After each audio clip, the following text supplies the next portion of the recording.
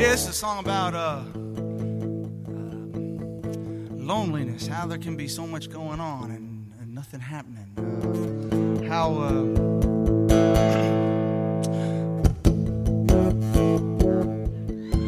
I bought a Hollywood house in the bourgeois hills for a dump truck, $100,000 bills. Man came by to hook up my cable TV. We settled in for the night, my baby and me. We switched around and round until a half past dawn, but there were 57 channels, man, and nothing on.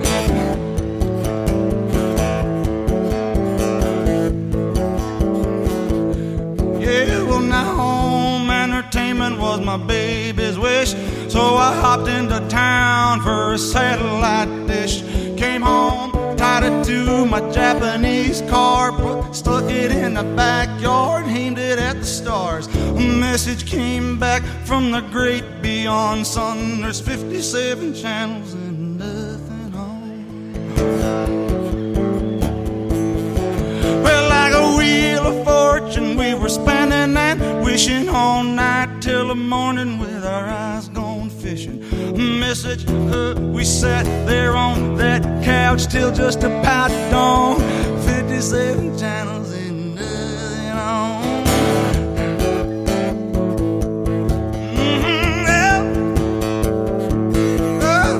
Oh, right now. Oh yeah.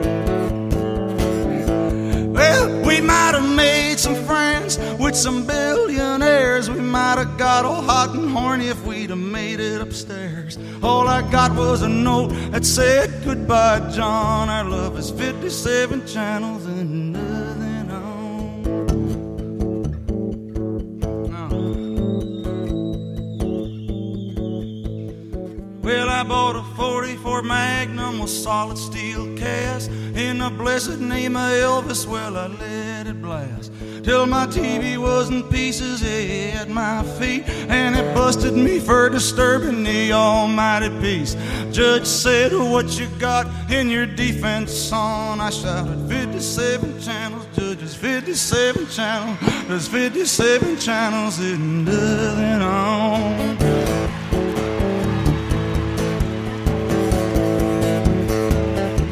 Yeah, I keep a switching, my mind's twitching, my finger trigger's itching.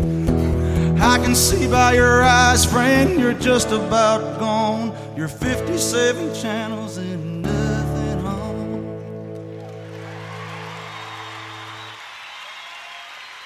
Bruce Springsteen. 2 albums coming out March 31st. And no better person in the whole world to do this story than you, because you think he's about the best, I think he's excellent. Back in the 70s, John Landau, a critic who became his manager, said, I have seen the future of rock and roll, and its name is Bruce Springsteen. And he pretty much came through with all of that. He's older now. He lives in Beverly Hills. He has 2 kids. He's married. Is he still viable? We'll find out. He has a new album coming out, 2 of them. Human Touch is the first release off of it.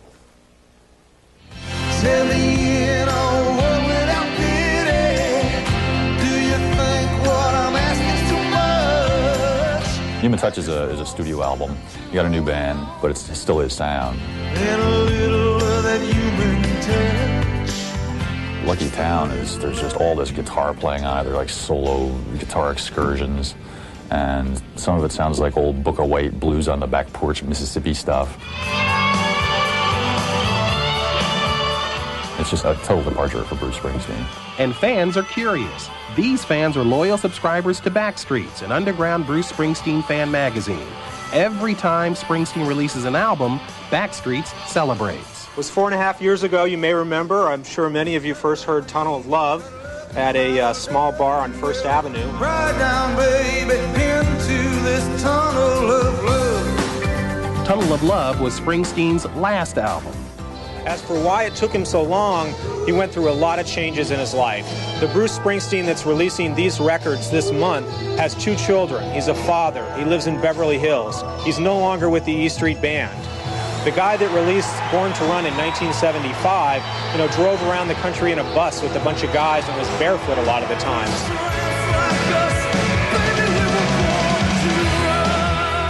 Born to Run was a runaway hit. Bruce Springsteen was called the new messiah of rock and roll. A working-class Jersey boy, he sang songs about redemption through music.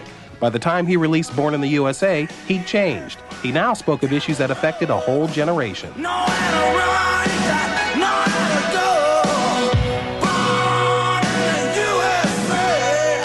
has a definite political point of view, and it's concerned seeing people that are sort of squashed down by what would be the American dream. Rock and roll was built on rebellion, youth, being sexy, being free. Bruce is married now with kids. How will those things affect the way this album was written? You can grow with it, and I think his idea is that it can grow up with you, and you still use it to express what's on your mind, but now you're like 43 or something. But I think he definitely is addressing concerns that are very much of his generation. Like many of his generation, Springsteen struggled with marital problems. After Tunnel of Love, his first marriage to actress Julianne Phillips ended in divorce.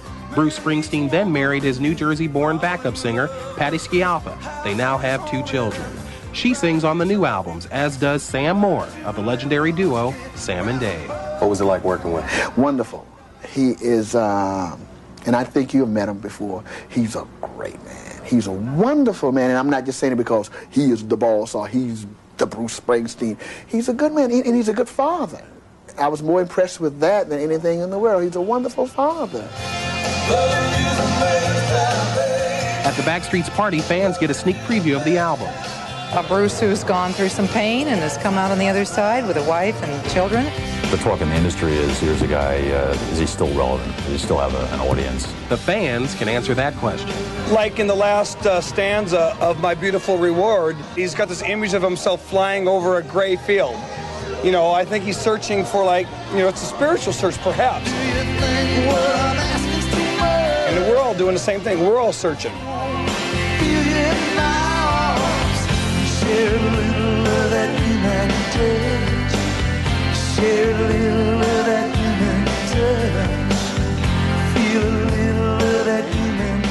I am a fan. I saw him first time in 1973. A spiritual search with these 2 albums, a monetary search. Guns N' Roses released 2 records last year. They both did very well. You normally don't release 2 at a time. Human Touch, Lucky Town. We'll see what's happening with them, but the first song, Human Touch, I like it. You know what? The best thing about him? What? It's the real deal. It's not no pretending. That's right. It's real rock and he roll. still puts on one of the best live shows you will ever see. All right. Bruce Springsteen and his new band played a secret invitation-only show at the small Bottom Line Club in New York City on Wednesday night, mainly for friends and staffers from his record company who were bussed over to the club without being told where they were going or who they'd be seeing. Dressed in black jeans and a loose black shirt, Springsteen took the stage to a standing ovation and led his recently hired new group into its first concert performance. Keyboardist Roy Bittan is the only holdover from Springsteen's old E Street Band. The new guitarist is Shane Fontaine, formerly with Lone Justice, and still working with the group Merchants of Venus. The black rhythm section consists of Nashville bassist Tommy Sims and New York drummer Zachary Alford, who's most recently been touring and recording with the B-52s. They kick things off with an explosive version of Better Days and proceeded to run through every other song they've been able to rehearse from Springsteen's 2 new albums. It was a loose and powerful set at a club where Springsteen had made a breakthrough appearance 17 years earlier. He added wild atonal guitar thrashing to 57 Channels, his next single, and introduced If I Should Fall Behind with a spoken meditation on the recent riots in Los Angeles, where he now lives. It's harder to live alone than it is to live together, he said, adding that the rioting showed how much we failed each other. He was otherwise in an ebullient mood, however, noting whenever he had to pass a guitar off stage to be retuned that living in Beverly Hills results in not being able to tune your own guitar. With veteran black session singer Bobby King chiming in on harmony, Springsteen's low-key Bottom Line show was proof anew that the man inhabits a space all his own in modern rock music, a conclusion his fans can reconfirm for themselves when he tours here this summer.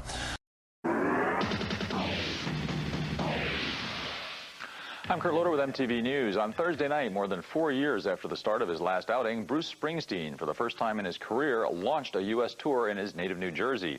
It was the first of 11 sold-out dates at the Brendan Byrne Arena, 10 miles outside of New York City. And here's a look at the man, the band, and a whole lot of very excited fans. Long time no see. Well, I feel real kind of light on my feet. I can get on stage and just, I think I feel the freest I've ever felt. I like touring this summer. Always, you know, just people having a good feeling in the audience. And And I'm just looking forward to playing right now. I haven't played in a long time. It's been more than 4 years since Springsteen launched his last tour, on which he was backed by his celebrated E Street Band, a group he's since disbanded. I call everybody up and say, gee, I think I'm going to, work with some other people, and I just feel like, hey, it's time that I stretched out a little bit. I always want to have a certain consistency. Nothing that drains the passion out of what you're doing. But just like, hey, when people come out, you want to deliver. Quite a show, as you can see. That's what it looks like. But what do the fans make of it? We've been asking some of them, and here's what they've told us. The show is great. This new band is excellent. I loved it. I'm going to see it twice more. I've seen him at the Pony. I've seen him everywhere. He can play with 4 washerwomen. I'd pay to see Bruce Springsteen. When you have to play, you get a chance to put the songs together in a certain fashion that hopefully makes it relatively clear what you're trying to say. I'm looking forward to what's coming up, too. That's going to be different and exciting, and it's exciting already. He used to live here for a while.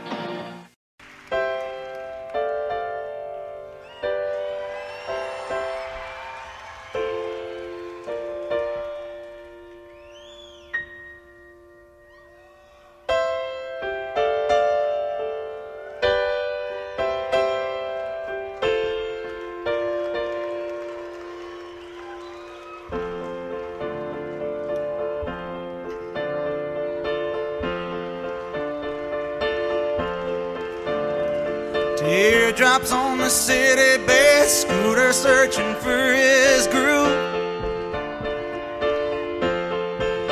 It's like the old world's walking pretty and you can't find the room to move. Everybody better move over, that's all. I'm running on the bad side with my back to the wall now. 10th Avenue, 10th Avenue, 10th Avenue. I was stranded in the jungle trying to take in all the heat they were giving. Oh, now the night is dark and the sidewalks bright, lined with the light of the living. From a tenement window, it shines just a blast. Turn around the corner, things got real quiet real fast. I walked into a 10th Avenue, 10th Avenue, 10th Avenue. Well, I'm all alone. I'm all alone. And I'm on my own.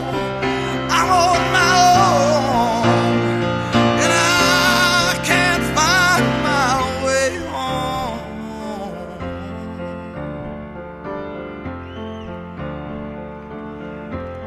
Well, now they made that change uptown, and a big man joined the band. From the coastline to the city, the little pretties raise their hands. Oh, yeah. I'm gonna sit back right easy and laugh. Oh, and Scooter and the big man both sit city and laugh with the 10th Avenue, 10th Avenue, 10th Avenue. Oh, I'm talking about it, the 10th Avenue, 10th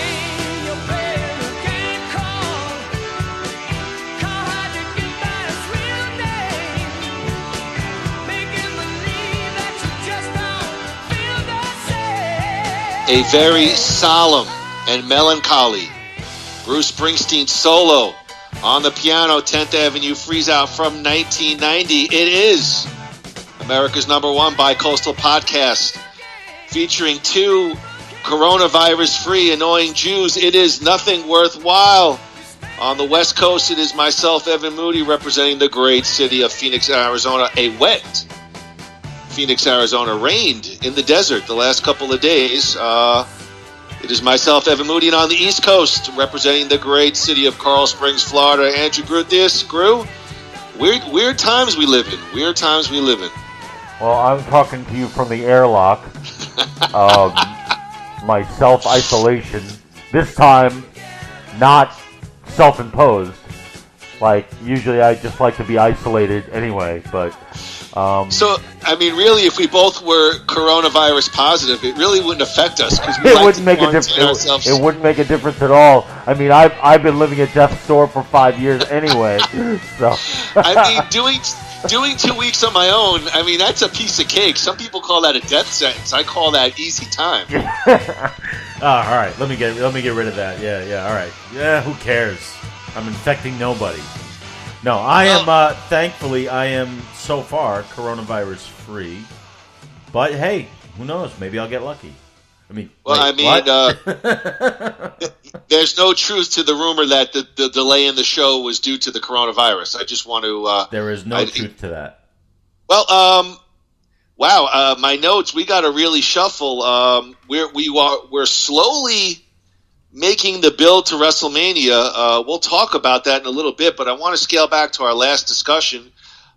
We talked about the only homegrown man-made star from World Championship Wrestling during the Monday Night Wars, Bill Goldberg. Mm-hmm. We discussed Goldberg's background in athletics, his collegiate and professional football, his injuries that led him to professional wrestling, his stint at WCW's Power Plant, his debut and the awesome 172-0 winning streak, his momentous victory for the WCW World Championship over Hollywood Hulk Hogan, the kick heard around the world as Goldberg sends Bret Hart into an early retirement, his 2003 infamous run with the WWE, his triumphant return in 2016, his renewed rivalry with Brock Lesnar, and some very curious one-off appearances in the WWE ever since.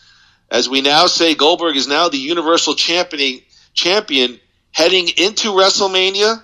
He'll be facing Roman Reigns for the title. First, well, let's just talk about the elephant in the room. We just said... Why do you got to talk about me like that? Well, we went on... before we went on the air... I mean, off the top of your head, what do you think is going to happen with WrestleMania? We're in the middle of a pandemic right now. Yeah, I think it's going to be at least postponed. Something will change. It'll be at least postponed. If it's not postponed, it'll be moved.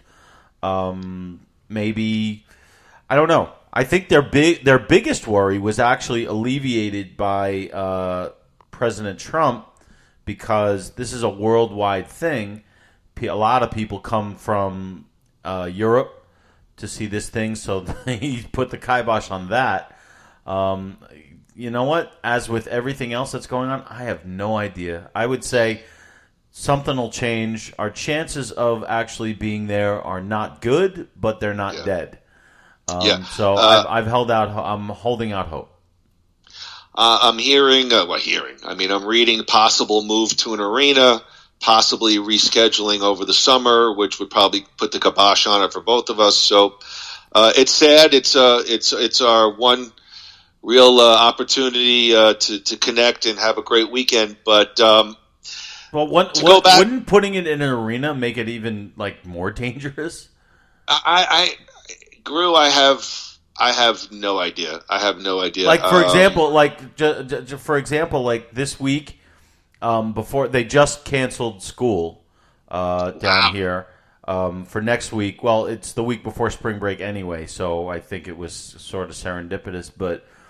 A few days ago, they canceled all athletic events and after-school activities, but they hadn't canceled school. And we were talking about okay, it's not safe to go out in the open field and practice or play games, but we can cram into classrooms where we're right on top of it. It just didn't make sense. But I think everybody is just like, we're in uncharted waters, and everybody is just trying to figure this out as they go along. As the director of student support services for my district, I'm actually the point person, so I check the Department of Health Services website every morning. The governor just came out and declared Arizona in the state of emergency, which now gives the okay to cancel schools in Arizona, at least in Maricopa County. Spring break is next week, so actually it turned out to be pretty fortuitous that our students are going on spring break, but now it's cleared for any kind of possible cancellation. So listen, I'm like you. I'm hoping for the best, prepared for the worst. But I'm coming to Florida. Coronavirus be damned. I'm coming down one way or the other. I like to hear for something. All right, let's move on. So we got Bill Goldberg. Still controversial. Hey, wait, I have a question though. Did we? I meant to ask this before. Was our last podcast before or after he won the title in Saudi Arabia? It was before. Before. So No. I'm sorry. It was after. Okay. All right. Yes. I'm sorry. All right. So basically, the only thing I really wanted to say was whatever reaction we did get was fairly negative about Goldberg, at least on Facebook, and certainly I don't know if you saw our downloads. It wasn't certainly our highest. Not that we're Stern-like numbers, but we put up usually pretty solid numbers for two jamokes doing a silly podcast. I don't know. Any final thoughts on Goldberg as we will move on to our new topic? Just to wrap it up. I thought we had fun talking about it. I enjoyed it. I enjoyed talking about him. But maybe the topic is, is like the reaction to, the fan reaction in the live setting is always positive. But then you read and everyone's like, part-timer, why are you wasting your time? So like the little feedback that I got was like, why bother with that? Why did we choose that? And, of course, as always, I threw you under the bus and I said it was Evan's choice. Do you think the WWE? I'm kidding about that, by the way. No, I know. Do you think the WWE made the right call in terms of the main event and putting the belt on Goldberg? We discussed it. We debated it a little bit on the last one. I felt like maybe it was a little bit much to put the belt on him, but actually with time, it just looks like it's going to be a one-off, right? I mean, we're not running Goldberg even 2, 3, 4 months with the championship. No, I don't think so. Especially, he's not gonna lose. He's not gonna beat Roman Reigns. This seemed like a way to,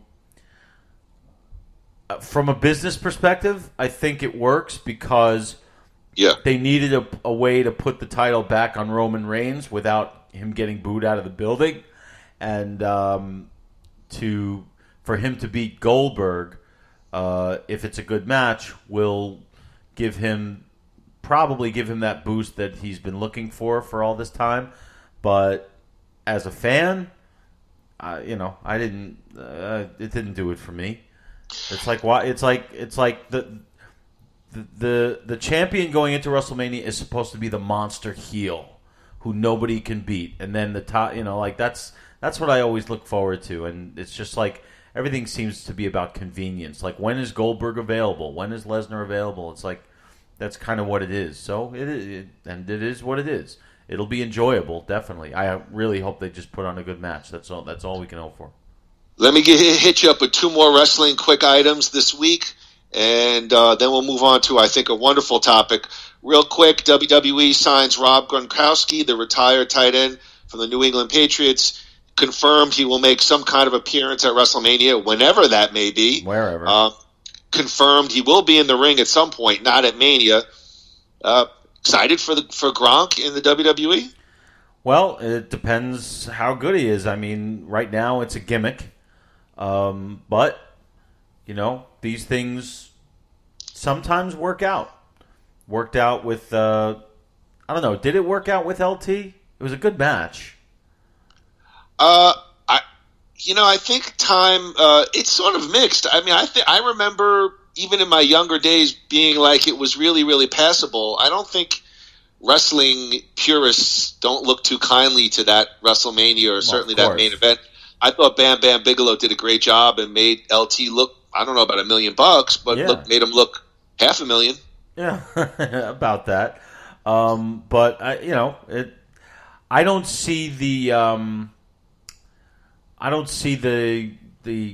reasoning behind it. But hey, he's a name, and look, at this point, you never know what they're going to throw at us. So, and we saw Gronk at the Battle Royal. He had a great fan. It was Orlando, right?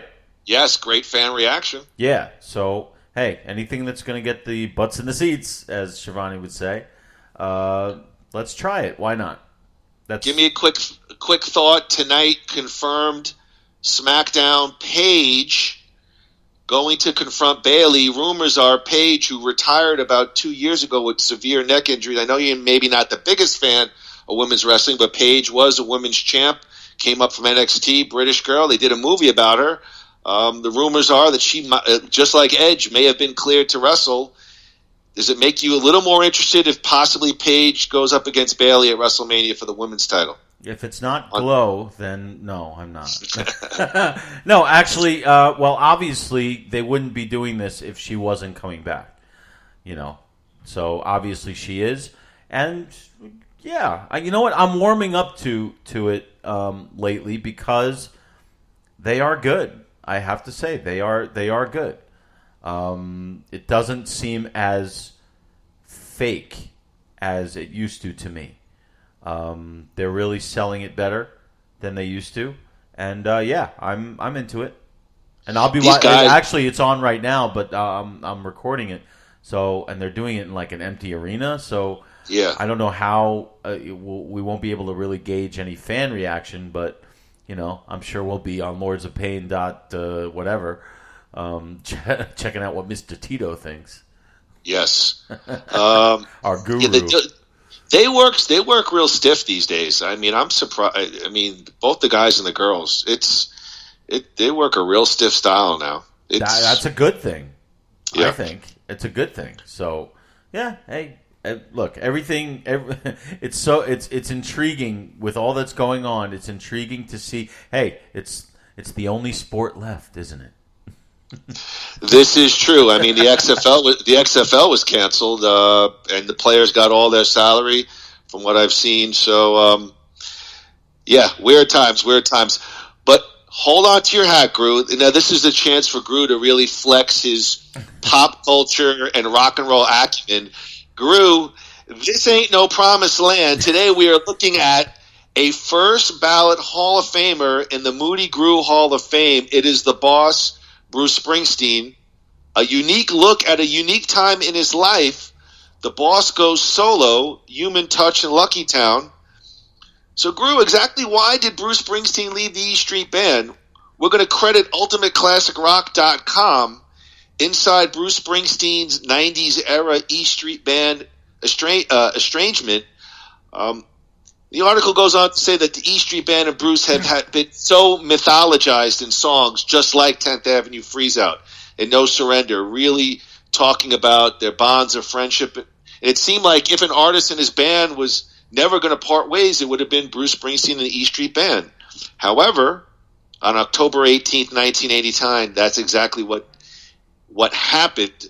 Article goes on to say a month earlier they had gotten together to celebrate the boss's 40th birthday at a Jersey Shore bar, and clearly there was some strife and internal problems for a while. Bruce had used the band sparingly on his previous album, Tunnel of Love, and many longtime fans had thought that the Tunnel of Love tour had lacked the spark that made his prior concerts and tours legendary. You may remember A Tunnel of Love, a much more sedate and contemplative album coming off the broad appeal of Born in the USA. Tunnel of Love was a much more mature reflection on the faces of love, found, lost, and squandered. And Bruce only selectively used pieces from the E Street Band on that album. Groo, thoughts on A Tunnel of Love? Well, first we have to say, say that there was no bigger rock star in the world at that time. From 84 to 88, Bruce Springsteen and the E Street Band, they were synonymous, and it was huge. So, and Born in the USA was such a heavy rock record with the band that was just so driving with anthem after anthem. So many of the ones you said. So Tunnel of Love. Now, I have to full disclosure, I was not a Springsteen fan at this time. Enough with the full disclosure. Well, okay. The full disclosure. What are you disclosing? All right. That's so shocking. Well, you're asking me about a time when I was not a fan. So I didn't. The only songs I knew were like "Born in the USA," "Born to Run," and like "Dance in the Dark." So you were probably like me. You were a fan, but you didn't know, you knew Billy Joel's catalog maybe inside out. Much better than Springsteen's, yes. Same thing with me. Yeah. Same thing. So the Tunnel of Love was, to fans, from what I understand, was a complete 180. They love it though. Hardcore fans like Tunnel of Love better than Born in the USA. And there are songs on Tunnel of Love that are just incredible, and it is a great album. Well, let me talk about that. So, actually, the first thing is that Bruce Springsteen's public relation firm, Surefire Media, does not list Tunnel of Love as an E Street Band album. And actually, 2000's To the Rising was advertised as Bruce's first studio album with the E Street Band since Born in the USA. Rolling Stone ranked Tunnel of Love number 25 on its top 100 best albums of the 80s, while in 2012 it ranked it number 467 on its 500 greatest albums of all time. Brilliant Disguise, Tunnel of Love, One Step Up, Tougher Than the Rest, Spare Parts were all released as singles. The track listing for Tunnel of Love: Ain't Got You, Tougher Than the Rest, All That Heaven Will Allow, Spare Parts, Cautious Man, Walk Like a Man, Tunnel of Love, Two Faces, Brilliant Disguise, One Step Up, and then one of my favorites, When You're Alone, You're Alone. When you're alone, you ain't nothing but alone. And Valentine's Day. What a miserable bastard he was. So, how did Tunnel of Love resonate with the critics, Groo? Well, music critic Robert Christgau wrote, Tunnel of Love is convincing, original stuff. It zeroes in on the fear of commitment as a pathology and battles it. Rolling Stones magazine Steve Pond said Tunnel of Love is varied, modestly scaled, modern-sounding pop album rather than a rock and roll album. Village Voice annual pop and jazz critics poll, Tunnel of Love finished second in the voting for the year's best album. We talked about the numbers. Tunnel of Love, it's quiet, it's dark, introspective as compared to Born in the USA. The bolo tie, I absolutely loved it, still love it to this day. Me too. I want to hear about hardcore fans. Groo, tell me your thoughts on Tunnel of Love. Let me hear it.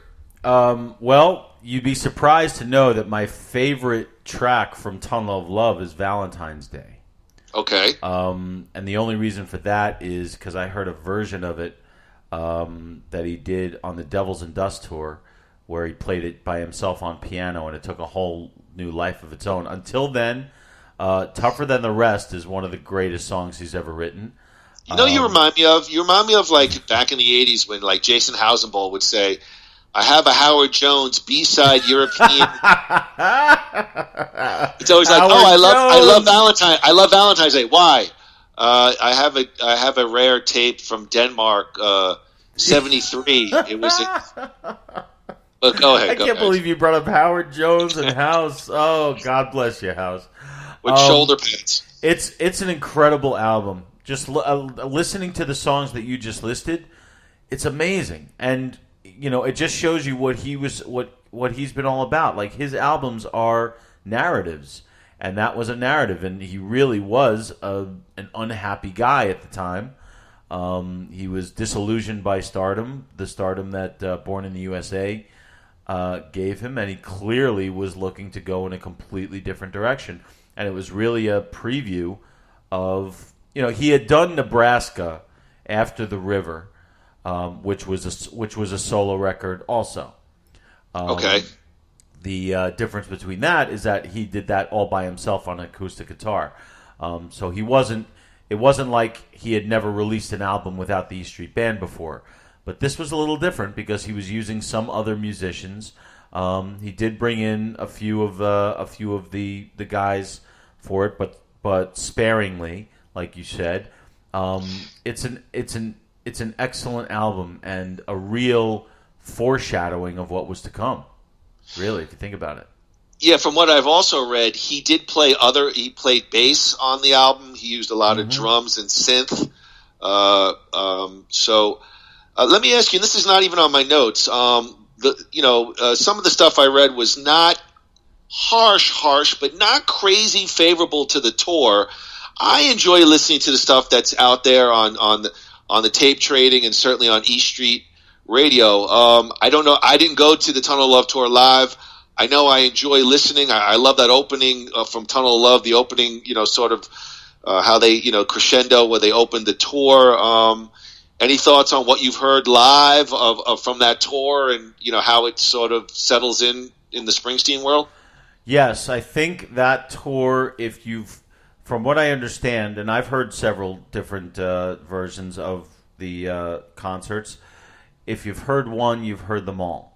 Okay. It seems like that's the vibe about them, and they're still great. I mean, he's still a great performer, but you can hear the distance between him and the band. You really can.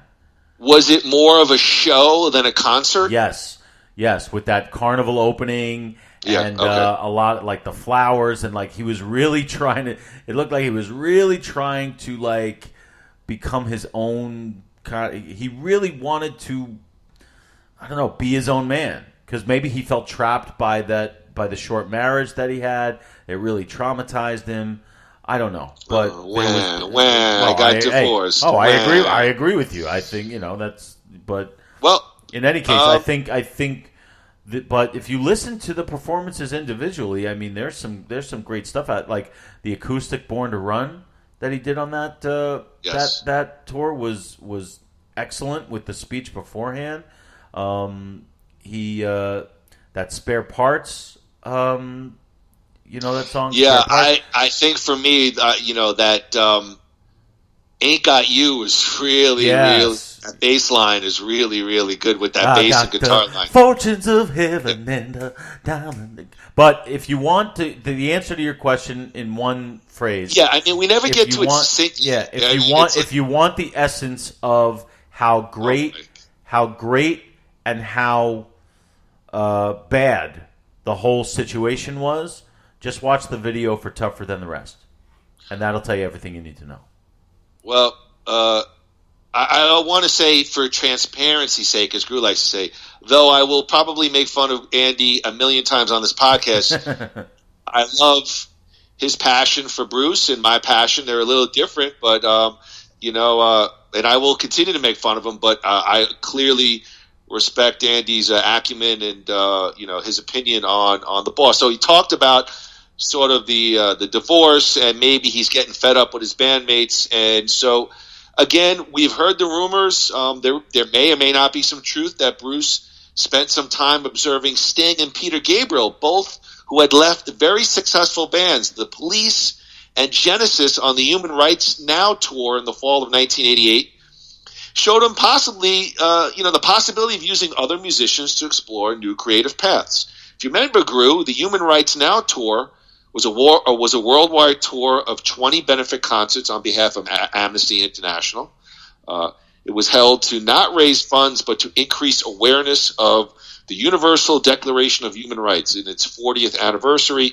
The show featured artists Bruce Springsteen and the E Street Band, Sting, Peter Gabriel, Tracy Chapman, plus thank you, like anyone's going to know you.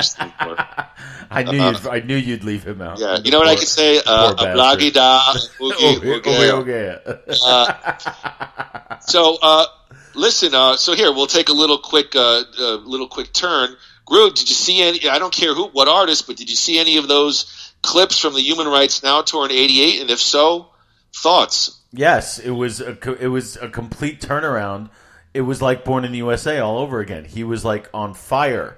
And that's why this whole thing is so interesting, because it was a complete departure from the Tunnel of Love tour. He was back to like he was just happy. He was Bruce, and that's why that makes the story even that much more interesting. That tour, because basically he was just playing the hits. You know, he'd open up with Born in the USA and get everybody going crazy, and into Promised Land. Like it was a greatest hits tour because it was an abbreviated set list. But those shows are amazing. There aren't that many of them, but you can YouTube them. They're pretty amazing. Yeah, I remember watching some clips with him and Sting. I think for me also, Tracy Chapman was kind of a find. I didn't know too much about her, and I enjoyed seeing her out there. And I think the other thing that I wrote, Groo, I don't know if you know this, or it's rumored that Def Leppard had actually asked to play on the bill, and they were turned down because they were a hair metal band. And even back in the height of my musical snobbery, I was 18 or however many years old, and I was like, I remember being a little miffed hearing that possibly Def Leppard tried to get on the Human Rights Now, and I'm like, why were they turned down? Because they're great, even if they are hair metal, they're a great fucking band. That's true. It seemed like, but with that lineup that you read off, it seemed like this was sort of like a singer-songwriter kind of thing. Yeah, maybe, and solo, and not a band thing, like a solo thing. Remember, Bruce Springsteen and the E Street Band. But just to pause for a second there, one difference, if you recall, the tickets for the Tunnel of Love tour were different from all the other ones. It was Bruce Springsteen featuring the E Street Band. For all the other ones, it's been Bruce Springsteen and the E Street Band, including Human Rights Now. So it's just interesting that he did that. He clearly was looking for something different with Tunnel of Love. And who knows why he decided to sort of revert back to the rock star Bruce kind of thing for Human Rights Now. But it was short-lived anyway. Do you think, I'm just listening to what you're saying, do you think this, in his mind, this was like maybe a final, I don't know if it was hurrah, but maybe a final last push with the band before we go our separate ways? Maybe, but I think it's sort of like, didn't you, we've seen where even like Billy Joel the Bridge was sort of known that this was probably going to be Billy's last tour with the whatever incarnation of the original band was left. I mean, it was known. So do you feel like maybe this was, if not in the air, but where Bruce was saying, let's go out with a bang? It's a tough call, because if you look at Tunnel of Love shows... Make the damn call. Well, I am. If you look at Tunnel of Love shows and compare them to Human Rights Now, it's night and day. You can sense the difference, that you can sense the distance between him and the band with Tunnel of Love. But with Human Rights Now, it's almost like a rebirth. So that's why it's kind of strange. If you all you got to do is just look at clips and you'll see the difference. So I don't know. Maybe it was a last ditch effort for him to try to recapture it, and maybe it just wasn't happening. Maybe it was the fact that he was falling into it with Patti Scialfa, and that maybe that had something to do with it. There's always a Yoko, so who knows? But that's my take on it. But remember, again, I didn't discover any of this until well after I became all right. a Okay, Springsteen great. fan. Yeah, you were 12, 14 14 years old, and you didn't know Bruce Springsteen. We've No, I did that. know. I just didn't. I didn't. All right, you weren't on GreasyLake.com. We get it. We get it. We get it. I've never actually gone on that site. Neither have I. All right. Well, let me tell you what I got. Is that anything like Grindr? Wait, what? Going back to E Street. So we wrap up the Human Rights Tour. Bruce calls up the members of the band one by one and breaks the news. In his memoir, Big Man, Clarence Clemens wrote that Nils Lofgren and himself were with Ringo Starr in Japan for the first incarnation of the All-Star Band when the call came. Fortunately, Ringo Starr knew a thing or two about bands moving on, so he was able to provide emotional support to both Nils and the Big Man. Even though Bruce Springsteen was going to look at other directions, he made it clear that this split wasn't permanent, just indefinite. He never said he was breaking up the band, bassist Gary Talent stated. He was like, just so you know, for the next little while, I'll be doing some other things, and you're free to do other things. It was a courtesy call to let you know that you're free to go down any pathways you find appealing. However, Bruce didn't make a clean break from E Street for Human Touch and Lucky Town, which were released on the same day in 1992. Keyboardist Roy Bittan and backup singer Patti Scialfa, whom Springsteen married in 1990, appeared and were featured on the tour. Bittan also co-produced Human Touch and co-wrote 2 of its songs. And then, of course, Bruce was risking the accusations of going Hollywood because he also moved out to L.A., and he got together with a bunch of sessions musicians for Human Touch and Lucky Town. Before we take a look at Human Touch, I even remember in my younger days, and not being a massive Springsteen fan, it was very, in the music nerd world, kind of controversial that Bruce moved to L.A. Very. It was. He was the Jersey guy, and all of a sudden he's gone Hollywood, and that was evident in the music, in the style, in everything. And a lot of longtime fans were turned off by it. Myself, this was when I actually became a fan, which is strange. Okay. Well, let's take a look at Human Touch, Groo.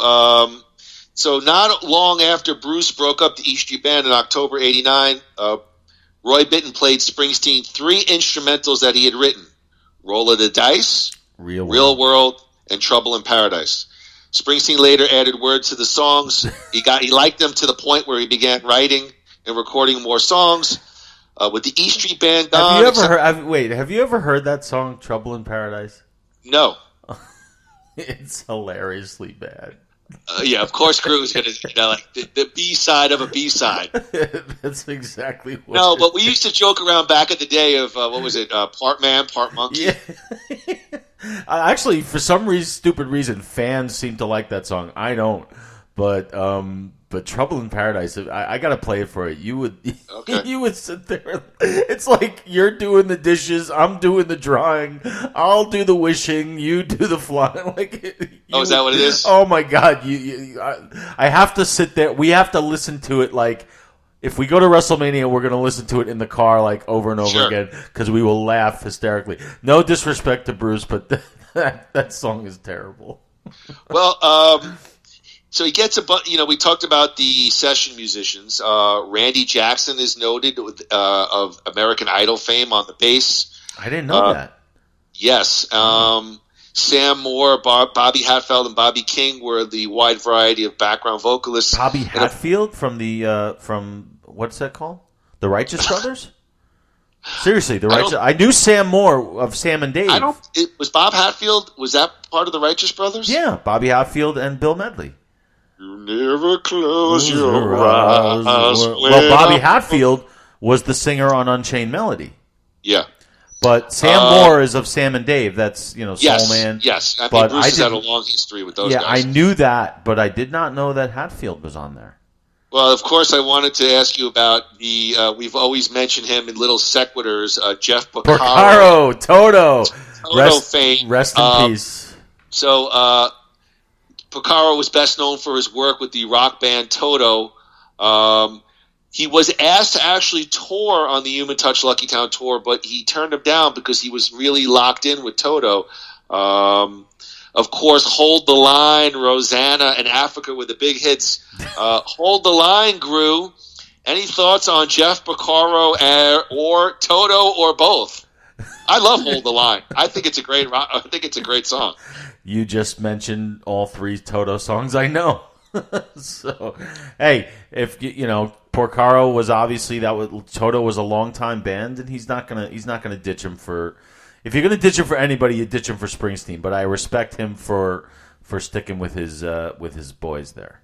What I did find is that he was a very well known session musician. He played with Steely Dan and a few other sort of high level 1970s and 1980s albums. But I don't know who actually said this, but I do have a quote. It's no exaggeration to say that the sound of mainstream pop rock drumming in the 1980s was in a large extent to the sound of Jeff Porcaro.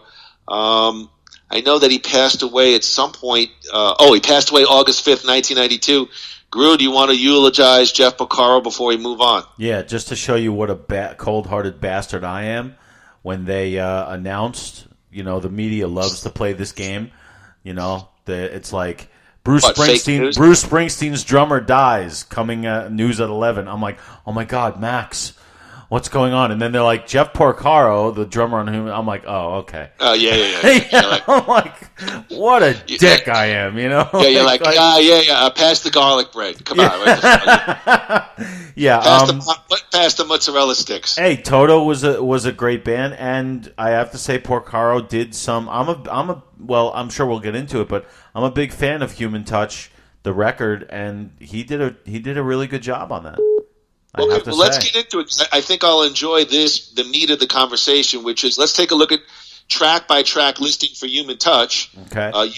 Human Touch, Soul Driver, 57 Channels and Nothing On, Cross My Heart, Gloria's Eyes, With Every Wish, Roll of the Dice, Real World, All or Nothing at All, Man's Job, I Wish I Was Blind, I Wish I Were Blind, The Long Goodbye, Real Man, and Pony Boy. And of course, as Groo mentioned, as I even said off the top of my head, Human Touch, 57 Channels with Nothing On, are, I don't know if they're standout singles, but they're certainly tracks that kind of jump out at you. So the first thing I wanted to ask you, Groo, and this you'll probably understand this question, maybe no one else will, is 57 Channels and Nothing On Bruce Springsteen's We Didn't Start the Fire? Nah. Oh, come on. I thought I got you there. Come on. I thought it was a great insider question. How do you figure? Well, I just it certainly doesn't have. No, you know what it is? It's his no man's land. That's what it is. It's it's him losing touch with reality. That's what that song is. Well, before we get to the tone of the song, I just felt like it was maybe slightly overproduced, maybe even a little bit of a hip hop element to it that works on some pop level, doesn't work as a live cut. Actually, I go the opposite. I don't like it on the album. I loved it live. Yeah, well, I do love that one cut that they play on East Street Radio with it live with the with the sound effects. Yeah, the video. The video is known for the. I actually read about this, and I know a little bit about it. This artist Ant Farm's infamous 1975 media burn stunt, in which a speeding Cadillac crashes through stacks of televisions. For what kind of philosophical narrative they want to put out there. It was an Elvis thing. Okay, well, Bruce is playing bass on the song. Which he played on the recording. In a September 2014 post on Facebook discussing the video for 57 Channels and Nothing On, Springsteen wrote, "Shot back in the quaint days of only 57 channels and no flat screen TVs. I had no idea what I was aiming for on this one. It's outside of some vague sense of hipness and attempted irony. Never my strong suit. It reads to me now as a break from our usual approach and kind of a playful misfire. I love the track, and though I do enjoy on rare occasion to play it live." Actually, I wrote that. I do enjoy listening to the rare occasion it's played live on East Street Radio. So I thought I would get you on some kind of cute question about We Didn't Start the Fire, but clearly a huge misfire. But anyway, Groo, thoughts on 57 Channels and Nothing On? Well, it's interesting that you say that. His response to it obviously has changed over the years, because I'm going to play you a short clip right now of what we started this whole show with, and it's his vocal introduction to the first ever performance of this song. So check this out. Am I going to be able to hear this? Oh, wait, no, not that. Yes, hold on. Here it is. It's a song about Pornhub. Loneliness, how there can be so much going on and nothing happens. I don't hear a thing. Well, he's talking about how this is a song about loneliness and like how there can be so much going on and yet nothing to do. That's basically how we completely botched that thing right there. We got to fix this. You got to be able to hear what I'm doing. Yeah, but. I mean, that's your homework assignment because it would be fun to play some clips. But do you get that feeling when you listen to it? Because I don't. No, I don't. I just think it's. I don't look deep into it. To me, it's a fun song. Well, right, but don't you think that this song is basically what it's talking about? I'm home with my fancy television and my fancy surroundings and my fancy LA home with my fancy television, and all these channels are on there, but there's no real quality content. I mean, is that I believe is somewhat the message. It's not. It's completely transparent. All right, Groo, you mentioned about how you love Human Touch, or that's where your fandom really kicked in. So what was the critical reaction to Springsteen's Human Touch? It was generally met with a mixed reception. All music described the album as generic pop, and his first, meaning Bruce's first, that didn't at least aspire to greatness. Rolling Stone gave the album 4 stars and noted that the songs explore the movement from disenchanted isolation to a willingness to risk love and its attendant traumas again. The album debuted and peaked at number 2 on the Billboard Hot 200, selling almost 250,000 copies during its first week. Maybe this is a little bit of a broad painting with broad strokes, but I would say, the research kind of leads me that the album maybe is disliked or not well loved by Springsteen fans. In 2012 was ranked last among Springsteen albums by the online magazine Nerve. Regarding the bad reputation of Human Touch and Lucky Town, which we'll talk about a little bit amongst his fans, Springsteen said, I tried writing happy songs in the early 90s and it didn't work. The public didn't like it. Is Bruce being a bit hard on himself here, Groo? Yeah, because to me, that album is so criminally underrated. I don't know where I'd put it in the pantheon of his records, but thank you. That's a beauty term, pantheon. Thank you. But there are some great songs on that album. There really are.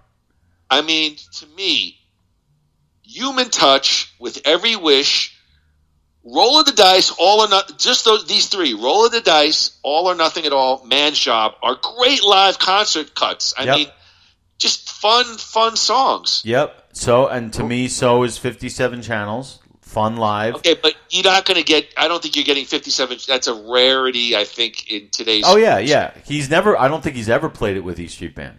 But I mean, Man's Job at Roll of the Dice is just tremendous. Yes, the E Street Band version. To say a wrestling term, I mark out if I every time I hear that live. I mean, I love him. Yeah, and when he does Roll the Dice every now and then with the band. He does when he does Human Touch, that's probably the most played of those era songs, and it's a great song. It's like a sequel to Brilliant Disguise in a way.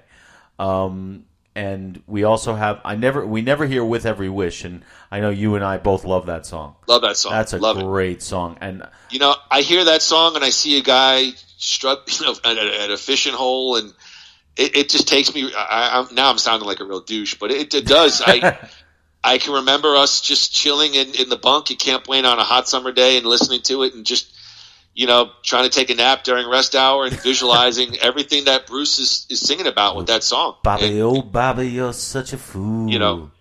And, almost saying like when you would sometimes, I don't know if I'm going to articulate this, but maybe you don't want to get what you wish for. That maybe sometimes when you achieve it, there's a little backhanded something waiting inside the closet door as well. Well, see, we've always said that like Bruce's B material, and a lot of people would categorize this as such, but his B material would be A material for pretty much anybody else. And With Every Wish is a great example of that because there's no subtext there. It's all right there. It's telling a story from point A to point B. There's no... it's like he's telling you, be careful what you wish for. And the 3 stories that he tells, about the catfish and getting, being pulled in by the catfish into the lake, and then meeting the girl that he wants and, treating her like crap. He's being completely, putting it all on the table. He's not covering it up with any kind of weird narrative. So that's what I love about that song. I just want to ask you this question, because we're going to talk about Lucky Town. Compared to Lucky Town, is Human Touch a little poppier? Yes, and that's kind of why I like it better. And I know I'm in the Well, in the we're minority. going to say it's Right, yeah, okay, don't give me too. Okay, so we love really a lot of these live cuts at a Springsteen show. How did Human Touch do in terms of sales commercially? Again, we already talked about its peak position in the U.S. Billboard Top 200 was number 2. It went certified platinum in the U.S. with 1,168,000 sales. So, Andrew, before we move on and go to Lucky Town, final thoughts on Human Touch. Hit me. I think there are a couple of clinkers, maybe, or is it clunkers? I don't know. I'm not a fan. I'll tell you that. I'll tell you. Just tell the songs I'm not a fan of. Go ahead. Not a fan of Gloria's Eyes because it's just, I don't know. It's too generic. Not a big fan of All or Nothing at All for the same I love reason. All. Come on. Yeah, I know you do. But you'll hate me for saying that I am a fan of Real Man. That song is fun. Like, I love listening to that song. I know it's cheesy lyrics and everything, but it's got a great groove.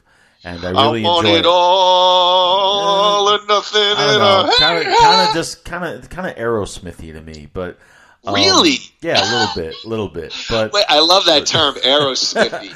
But I'll tell you a song we haven't mentioned from ahead. that album. I don't like Soul Driver, but Yeah, only because of the arrangement. The lyrics are great, and I've heard it performed in different arrangements. The arrangement on the album is not good.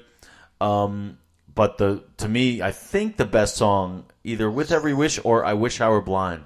I Wish I Were Blind is a freaking tearjerker. Yeah.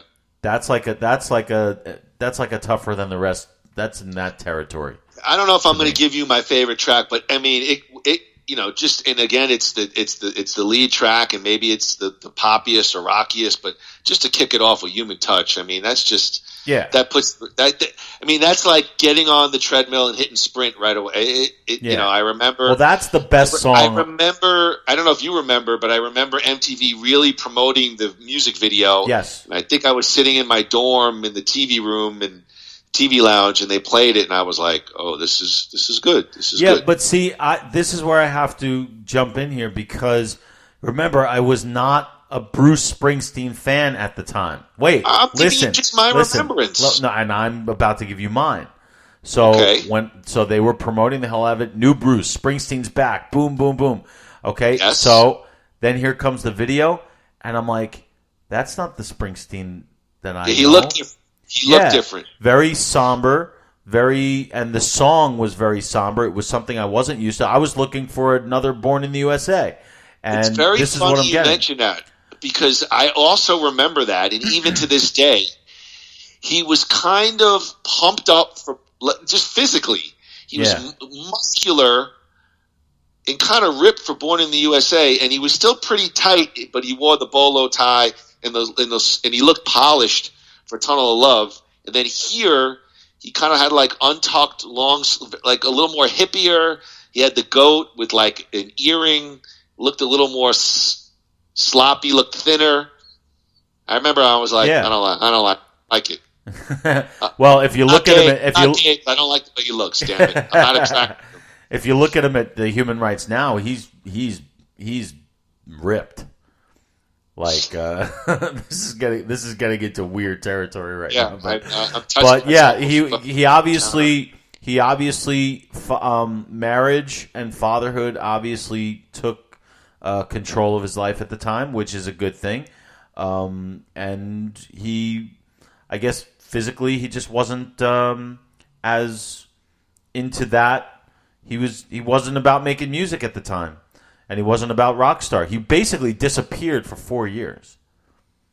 Okay. So that's what the huge deal about this was. So well, maybe Bruce went to Lucky Town. Lucky Town is the 10th studio album by Bruce Springsteen, released on March 31st, 1992, the same day as the Human Touch album. Lucky Town peaked at number 3 on the Billboard 200, with Better Days peaking at number 1 on the mainstream rock and number 16 on the Billboard Hot 200.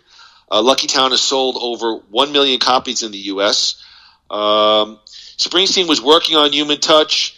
He intended to release it sometime in 1990, but the project took him longer than he thought. He wanted to record one more song for Human Touch, which was Living Proof, and he ended up back writing, and he came out with 10 new songs, which became Lucky Town. Once he completed Lucky Town, he decided to release both albums at the same time. Let me see here.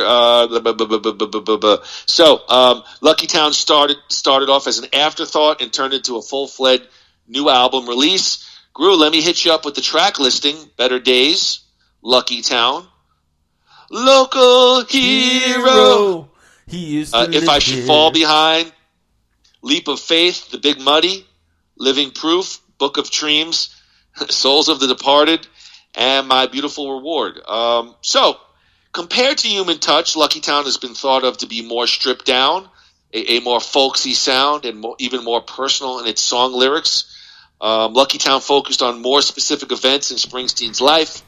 The opening track, Better Days, expressed his desire to start over after some rough patches in his life, including his divorce from his first wife. Living Proof is about the birth of his first son. Local Hero is about the time he saw a picture of himself in a store window. When he went to buy it, the clerk told him it was a picture of a local hero. Souls of the Departed recalled Born in the USA, and it was inspired by the Gulf War. So we talked about it briefly. Groo, compared to Human Touch, the sound of Lucky Town. What do you got? Put the production value of Human Touch on Lucky Town, and you have an incredible record. Think of those songs that you just mentioned. Every song, to me, is a landmark song.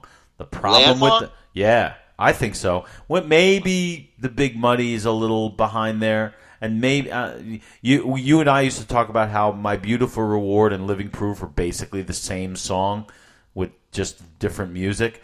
But if you look at those songs and the lyrics and what they're about, they're incredible. The problem is, I hate the production value. I don't enjoy listening to that album. I love hearing the songs live, but I don't enjoy listening to it. Funny you mention that because I don't even have this anywhere. Did Bruce produce these two albums? I think so. I think he and Bitten produced them. Is that a problem? I mean, you're a music guy. You're a Hollywood guy. I feel like the stuff that even Billy Joel produced, I feel like it's good to have an outside pair of ears. Yes. Critical. I mean, what are your thoughts on that? Yes, well, that would manifest itself later on with like The Rising. He brought in Brendan O'Brien, who worked with Pearl Jam, and he developed a whole new sound, which really drove Bruce throughout the 2000s, at least from 2000 to 2010. It was a completely different sound, and it was really pushed him into new territory. So yeah, Bruce producing himself sometimes churns out real winners like Streets of Philadelphia, but that was not part of the album. That was a year later. But yeah, I think Bruce produced this album on his own. He played most of the instruments. I'm pretty sure. With a couple of session musicians. But it was a homemade album. And the production value, really, it just, I don't know, it bothers me. I don't like it. I never got that, but you're probably a little bit more of a introspective or in-depth Bruce fan than myself. But what was the critical response to Lucky Town? So upon the release, Lucky Town received generally, compared to Human Touch, positive reviews. Rolling Stone gave the album a positive review. It combined it with its companion album, Human Touch, but thought that the aims of the two albums would have been better realized by a single, more carefully shaped collection. All Music said of the album, while Human Touch was a disappointing album of second-rate material, Lucky Town is an ambitious collection addressing many of Springsteen's major concerns and moving them forward. Maybe you talked about this a little bit earlier, but it sounds like most reviews, I'm not going to give you everything that I got here, but most reviews echo Lucky Town is the better of the two Springsteen albums. I know you commented. I'm a little unclear. Sounds like you liked Human Touch, the poppier feel. Lucky Town, you didn't enjoy the production, but I feel like Lucky Town critically it's got a little more oomph there. I don't know. No, you're absolutely right. I'm in the minority. I'm one of the few who like Human Touch better than Lucky Town, but that's only because of the production. If you ask me what songs I like to hear live better, it's definitely the song Living Proof blows anything else away. Living Proof is amazing, except for maybe Human Touch, but the songs. But the first thing you said about people wanting one album, it would have been better. They're wrong. No, that was the critics. That was the but a lot of critics. fans feel the same way, and I disagree with them because I feel there's enough material there to give you two solid albums. Yes, but the real reason is because they're two completely different styles of songwriting, and that's the Bruce Springsteen albums. The songs have to flow, just like his set lists. You know what I mean? We've talked about that. It's funny just because I'm thinking about, and this is not even on my notes, but the one thing as a fan, and I was not, just like you, I was in my beginning stages. So my recollection of Bruce was really Born in the USA, Tunnel of Love on. But do you think he didn't, the sound, it wasn't so vastly different ultimately? And maybe I'm wrong here, but I do remember it sounds, some of the stuff sounds possibly like E Street. It wasn't such a big departure like you talked about maybe a little bit with the Rising and some, do you think that had something to do with it? Maybe people were expecting these first solo albums that they were going to get, I don't know, were they going to get a Jay-Z album? I don't know, or Pink Floyd. Well, but it just sounds, maybe it sounds typical Bruce or sort of ordinary. And I mean that in a respectful way. No, well, it doesn't. Typical Bruce and ordinary are two completely different things.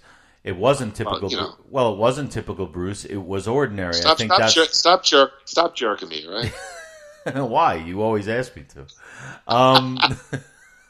Hey now. If you ask, oh my God! I wish you guys could see what the hell he's doing over there.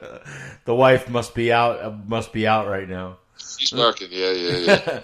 A lot of people like the song "Roll of the Dice" because it's probably the most E Streety song on that because it's got the piano, it's got like the bells, it's got that kind of feel to it. The rest is a new sound, and people weren't ready for that, I guess. But I think, you have a song like Pony Boy. Like, they don't want to hear him singing about a lullaby to his kids. I kind of like Pony. I actually kind of like Pony Boy. I don't dislike it, but I'm talking about, we're talking about reaction to it. And, true. But then you'll have a bunch of songs on Lucky Town about his kids that everybody loves, like Living Proof, My Beautiful Reward, Better Days a little bit. Better Days is a great song, but the problem with it is that they sound homemade, and like I said, it just I love hearing them live. I just don't. There's just something about the production value. And look, If I Should Fall Behind is one of his best songs. I know you love that song. Love it. So do I. But on the album cut is the worst version, in my opinion.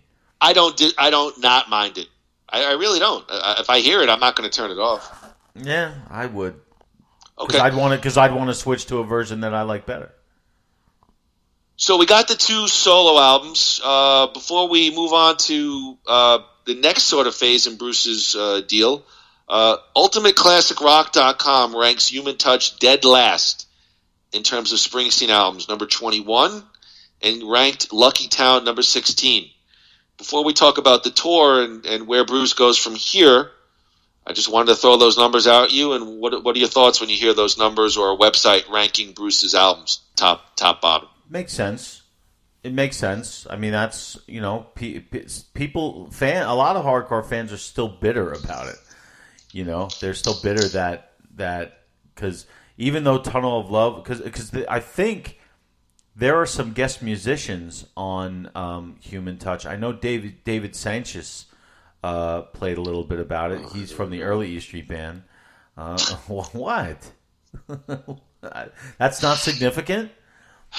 It's not significant that his first piano player was playing on that album? Yes, he has to drop these little nuggets of wisdom. It's definitely...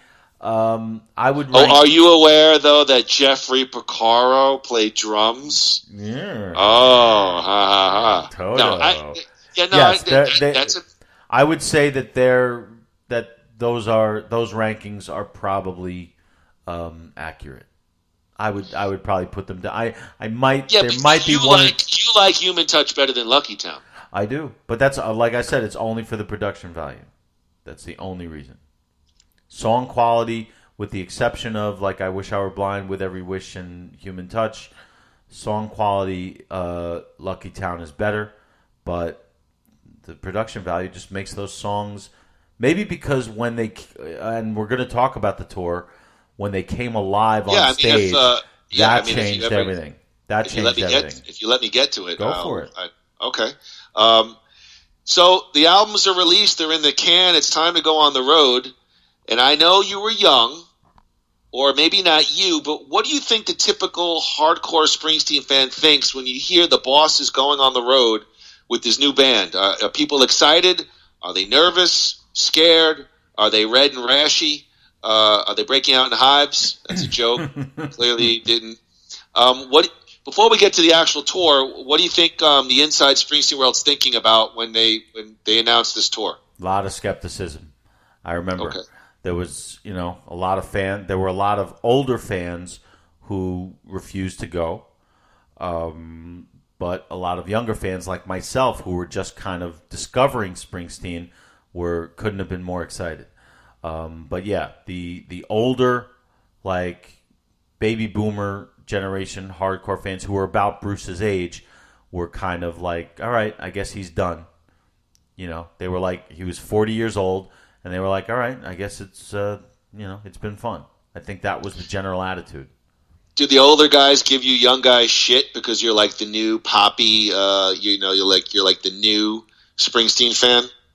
I remember the Grateful Dead tours, like in '88 when I got hip to the Dead, obviously, which was, I remember, and I never got physically confronted, but people would make snide comments at the show, like, hey, do you know Uncle John's band? And I'm like, fuck you, I don't. I do.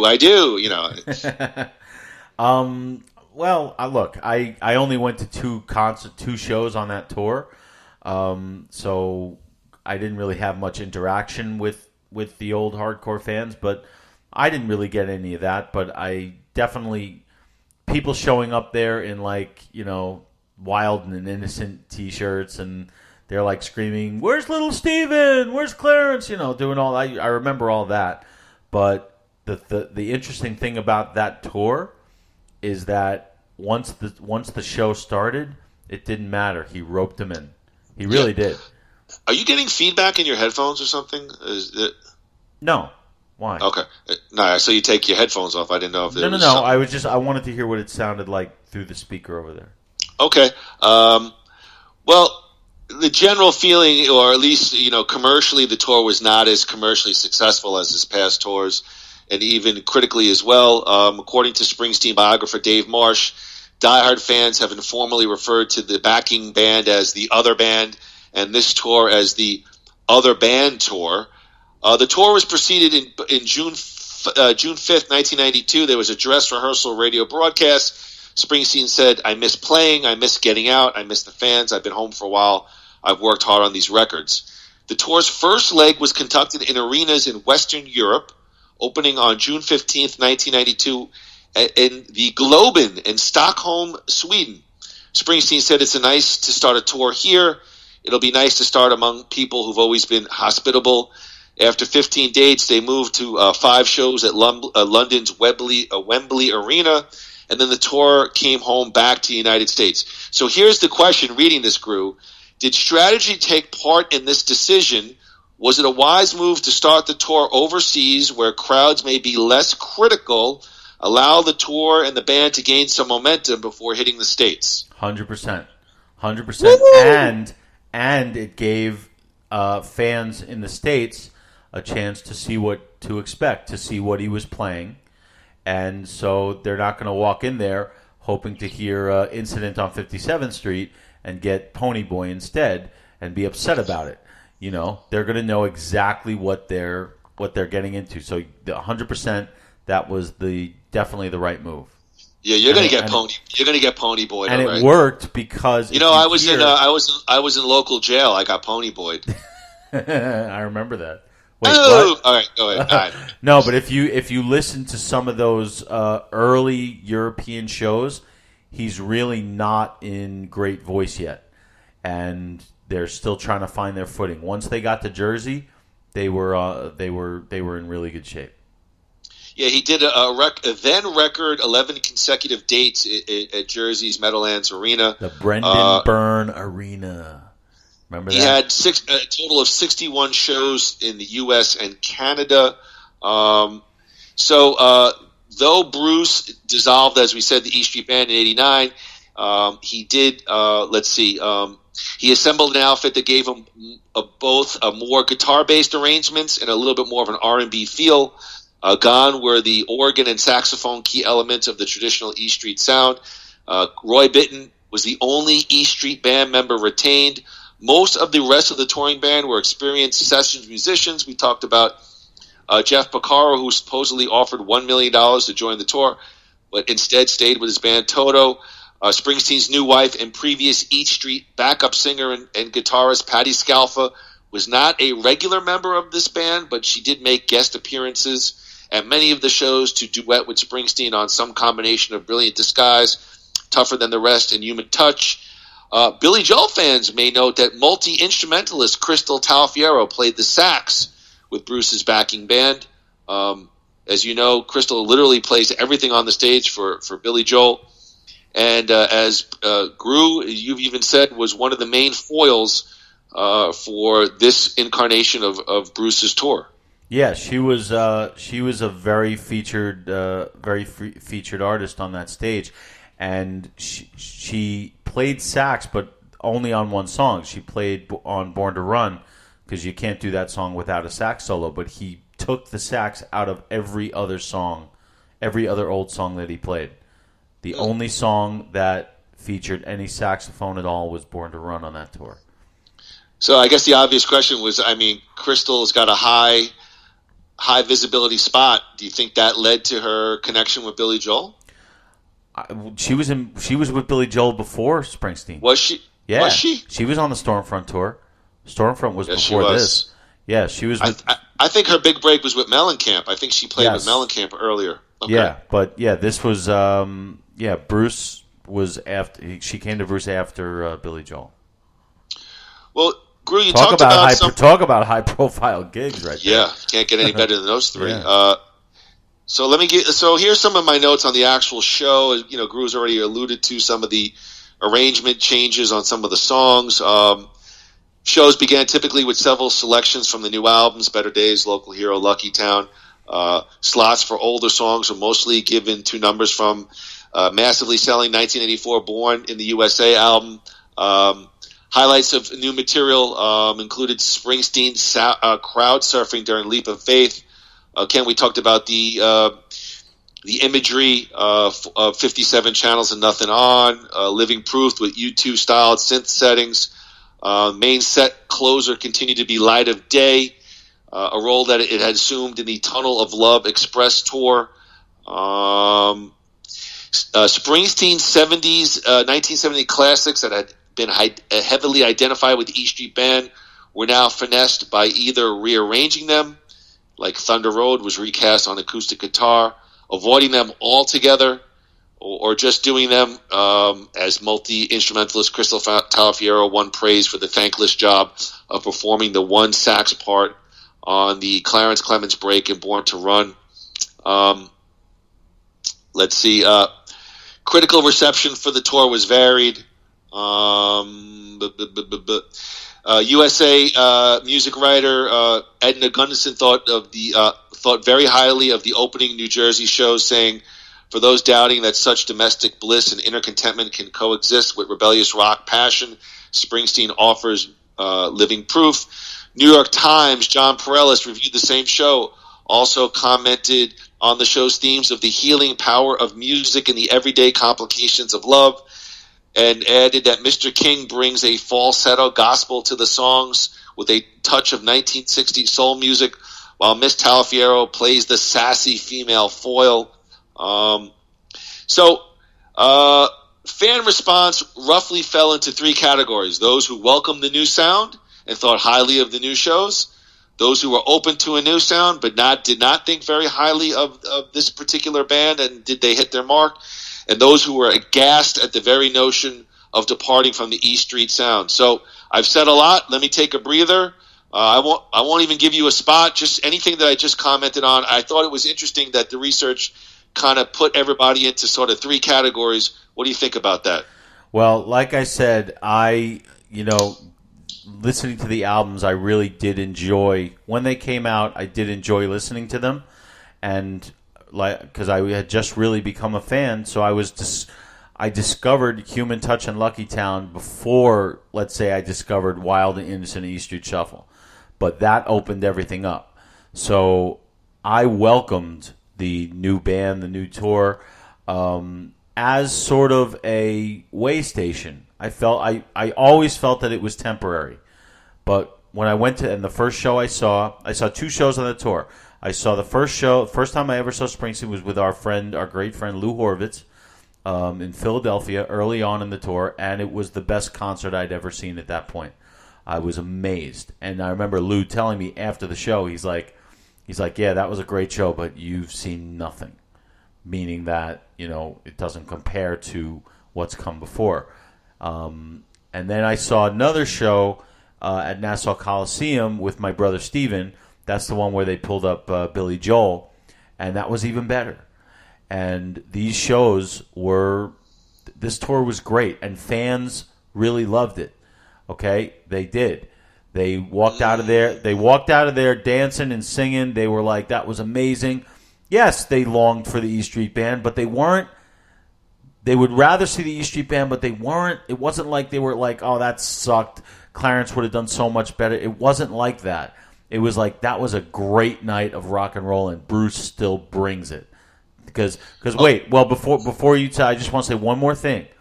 Go ahead. Because at the time, Bruce was considered to be on the downward slope of his career. He was seen as older now. He had been gone for a while, and he was, sort of considered to be past his prime. And this tour reinvigorated the fans, and it really did. And people look at it like I pay a lot more attention now to what online fans think about what's going on, and people, that they release once a month. They release an archive concert. Yes. So they release a lot of Rising material, a lot of Wrecking Ball material. The fans go nuts in a good way whenever they release something from the Human Touch Lucky Town tour. They love hearing that stuff. You don't think that? I mean, we picked this because it's such a unique time. You don't think there's something to it? Oh yeah. Because I know what you're saying, and I'm not doubting you. But for example, Springsteen biographer Dave Marsh has wrote that Springsteen's hardcore fan base essentially rejected the tour because it sounds somewhat blacker. Whatever the cause, certain new numbers such as Big Muddy and If I Should Fall Behind were completely ineffective in the U.S., eliciting an exodus to the beer and bathroom lines with minimal applause afterwards. Let me give you some other things. Other issues annoyed hardcore fans, according to Dave Marsh. It was a discovery that Springsteen was using a teleprompter to remember his words by. Yes. And it was becoming clear that he was becoming dependent upon the device for long lyrics such as Thunder Road. Another thing that was noted was drummer Zach Alford of the B-52s was using a red LED metronome to keep proper time. And even noted was Springsteen had the very famous MTV Unplugged appearance where he did one song acoustic, lost confidence, brought the live band on, and then it became the in-concert MTV Plugged album, which, by the way, I don't know, at least on Apple Music, you can only get one track, Live of Day. You cannot get the other tracks into your, which is kind of weird to me. Not sure why. Not sure if it's not It's not a very. They don't like that album. They don't. Well, like I that. was about to sort of hint to that as I was cut off by Mr. Springsteen himself, Andrew Gruthius. I mean, I hear what you're saying, but you don't think there's anything to what I've just quoted? I mean, I'm not saying yes, there is, except my experience was which is that fine. I get that. My experience, the crowds were insane. They were singing, dancing. I remember specifically, actually, my brother Steven and I, when we saw the show at Nassau Coliseum, there was this nut job who was literally like dancing in the aisles, like jumping up and down, crazy, like black hair, polo, typical yuppie kind of guy, by himself, just going absolutely insane. And a couple years later, we realized who it was. It was Chris Mad Dog Russo. And but that was the typical. They were loving every minute of it, and that was my experience. Yes, loving every minute of it. Yeah, loving every minute. Who sings that song? Loverboy. Loverboy, yeah.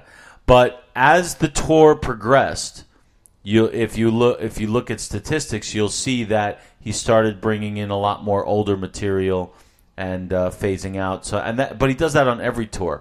Yes. But yeah, the last leg of the tour in the United States was huge. If I remember correctly, I didn't get it. Oh no, I did. I got to see one of those shows. I got to see the last show of the tour at Madison Square Garden, and it was one of the greatest. It was one of the greatest experiences ever. And I just, that's my experience with this era. But remember, I was discovering this guy for the first time, really, and I have to keep going back to that. I'm sure if I was a longtime hardcore fan, I might have resisted it. I think it's certainly a unique time, and it depends on your perspective of it. But he seems different, Do you think? Bruce? Yeah, in the way he carries himself. If you look at like footage from like the Wrecking Ball tour or the River tour that we saw, compared to how he carried himself in clips from this tour, he just seems like a different person altogether. Not just in a different mood, but just like a different. It's like two different people. And I don't know. It's hard to put my finger on, but maybe I don't know. What do you think? As you know. I mean, we'll talk about we'll get into obviously we wrap up where he reunites with the E Street Band, and I think he needed that time away to sort of re-energize himself and 100% agree, and to maybe appreciate those players and the great thing that you have in your band. So the old saying, "Absence makes the heart grow fonder." Maybe in a sense, it applies here. I think for me, I love this stuff because it's so unique. You're never going to get that sound again. It was, Bruce solo with sessions musicians. Now you could look at it as unique, or you can look at it as there might be something just a little bit missing in this time. But I love discussing these. I mean, part of this podcast is, taking a period of time that's just unique, maybe slightly weird. That's why we picked this time. Yeah. We could have easily done, Born in the USA, or but this is really a unique time in Bruce's career. Yeah, and it's when I got his autobiography, this was the first era that I wanted to read about. Right. Like, this is the most fascinating era of his career. Whether it produced the best music or not is sort of irrelevant.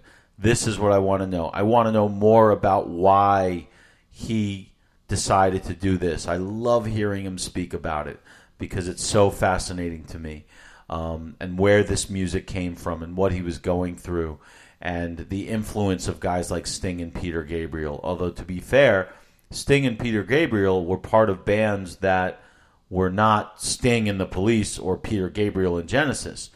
They were part of bands where they were kind of splitting everything. So it was a different kind of thing. It was always Bruce Springsteen and the E Street Band. So that's a little That bit is true, different. but those bands were pretty massive commercially. As well as that's not what I meant. I just meant maybe that's why. Maybe that was the motivation for like Gabriel and Sting to go out on their own, because they wanted to write their own music and not have to answer to anybody. Bruce was always, no pun intended, the boss. Maybe pun was intended, but Bruce was always it was always his music. Was. It was his he music. Was. It was his music. So I'm always interested in hearing why he chose to go in the direction that he did. And in the opening clip package, that he does say one thing: he wanted to see what other people could bring to what he was trying to do, and that's really as deep as he gets about it. Yeah, I agree. You know, for those people looking for some kind of scandal or some kind of rivalry or anger, I can't find anything. I can't find anything. Yeah. Everything seems to be fairly straightforward, and if not platonic, understood. Yeah, fans seem to think it was Patty's influence. Not in a terrible way. Just that's what happens. Think about it. Like, he starts in the early '70s with these people. He goes all the way through '84, and then all of a sudden he finds Patty Scialfa, and he finds that he's attracted to her, and his attitude starts changing. And that happens to the lucky ones, doesn't it? Well, I'll tell you, what they have in between their legs is very powerful. All right, let's fast forward to 1994. Bruce wins the Academy Award for Streets of Philadelphia, song written and performed by Bruce Springsteen for the film Philadelphia. Philadelphia, as you remember, was a very early mainstream film dealing with HIV and AIDS. Streets of Philadelphia was released as a single in 1994. Song was a hit in many countries. Great song with sort of that hip-hop drum backbeat. Still got a lot to cover, but Groo, give me some quick thoughts, not on Streets of Philadelphia, but the Tom Hanks, Denzel Washington-led movie, Philadelphia. It's a great movie. Thank you. Great. It's a great movie. It's just it's very hard to say anything other than that. Denzel, in my opinion, Then he's going to go on. It's going to go on a 20-minute diatribe. In my opinion, the cinematography was so crisp.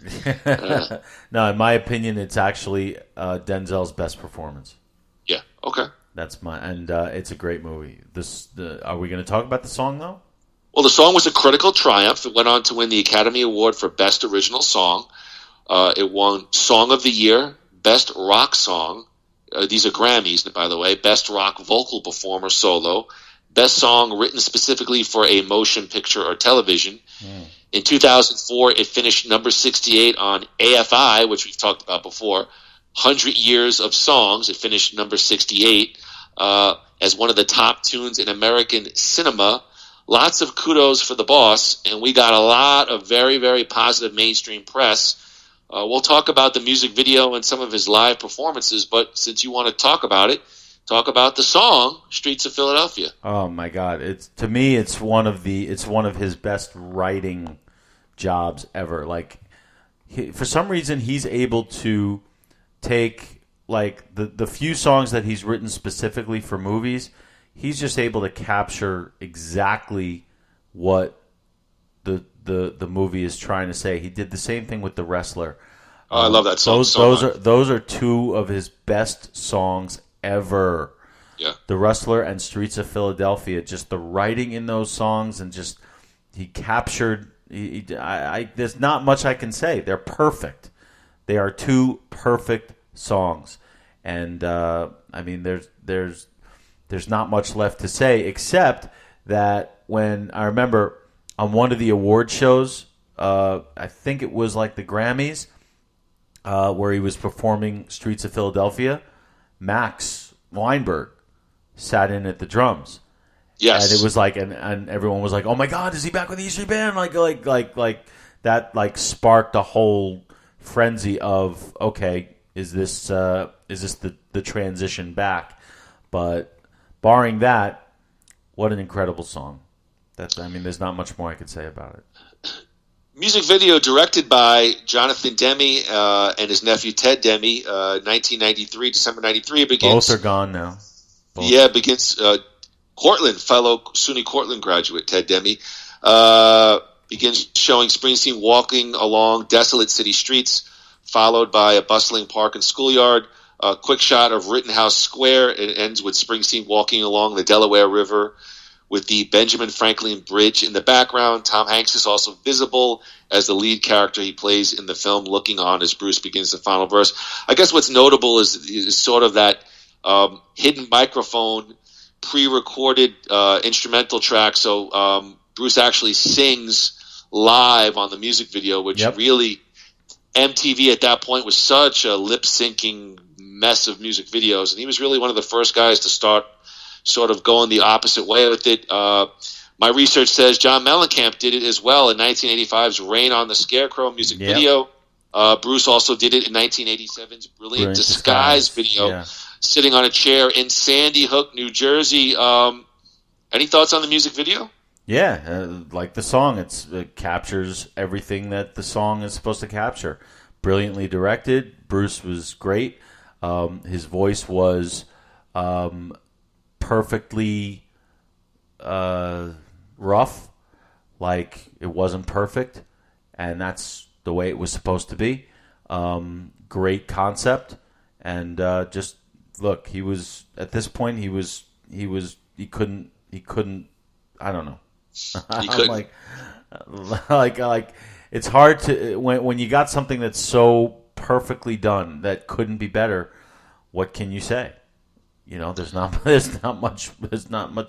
It's more fun to criticize, and there's nothing to criticize here.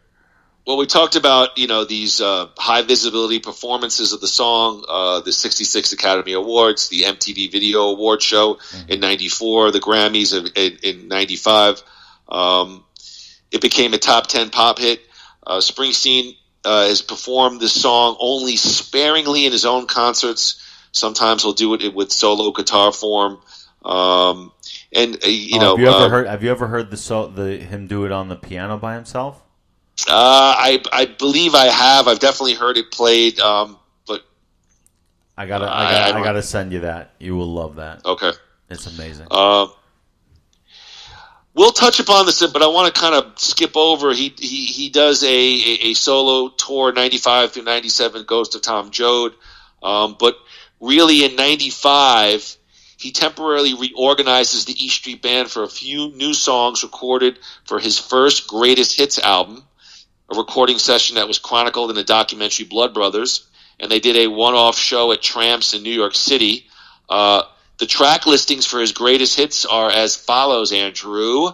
Born to Run, Thunder Road, Badlands, The River, Hungry Heart, Atlantic City, Dancing in the Dark, Born in the USA, My Hometown, Glory Days, Brilliant Disguise, Human Touch, Better Days, Streets of Philadelphia, Secret Garden, and the three new songs, Murder Secret Incorporated. Garden was new too.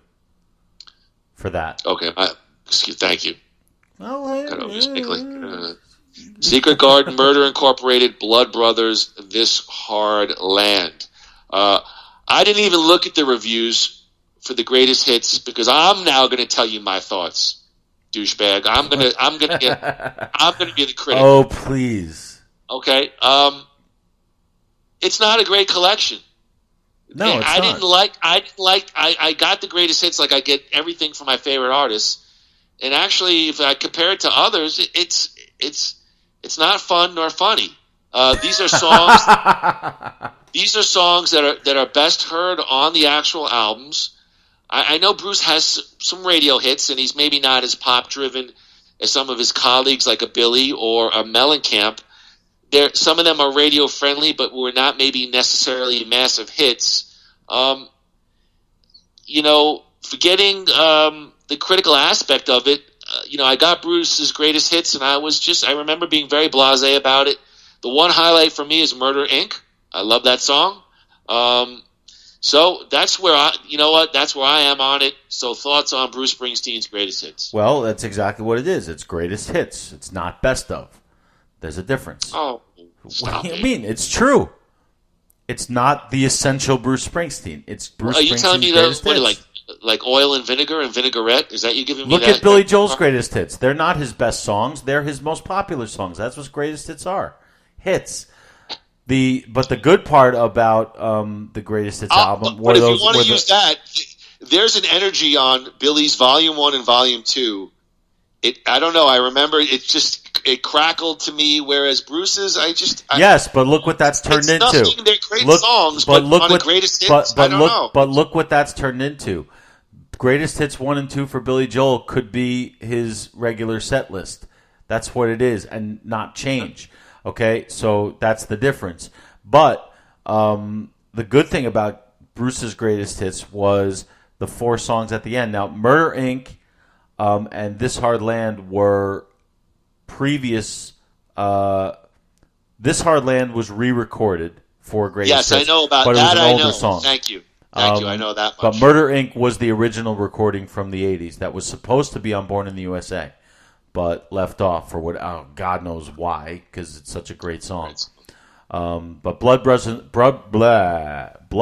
and Secret Garden were brand new E Street recordings, and they were good. I'm not huge fans of them. There are better versions of Blood Brothers out there, like outtakes that are better arrangements. I don't like the one that made it onto that album. Have you ever heard any of the other ones? I mean, I've definitely heard some different stuff over the years with Blood Brothers. It's just, I remember being, just as my notes said, just very blah about Springsteen's greatest hits. It felt, in a sense, maybe forced. Like, I don't know why there was a reason. Maybe, I don't know. I don't have any research about contractual obligation, if he had to do it or something to that effect. It sort of dovetails nicely into the reunion with E Street Band. I get that. Maybe you build some momentum. But in terms of a collection, it's well, passable. The greatest hits was actually before the Tom Joad thing. Yes, I have that. So he released the second folk album. I'm sorry if I made that unclear. Ghost of Tom Joad was after. Album was inspired by John Steinbeck's The Grapes of Wrath. But I want to talk about that another time. Go. Right. Well, what I was saying was around the greatest hits time was also the inauguration of the Rock and Roll Hall of Fame in Cleveland, where he got the band back together for that show. And what people thought was going to be a full-fledged reunion and that this was it, ended up being a one-off. It would still be another 5 years before he reunited fully with the E Street Band.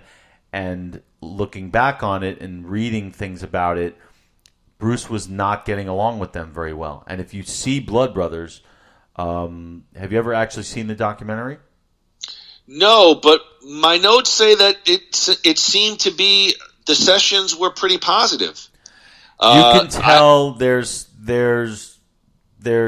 not the connection between them that there used to be. Here's what I have. Okay. The documentary Blood Brothers shows the sessions to be all smiles. It whitewashed over the tension in the studio. It does talk about Scalfia, Talent, and Federici contributed to the Ghost of Tom Joad.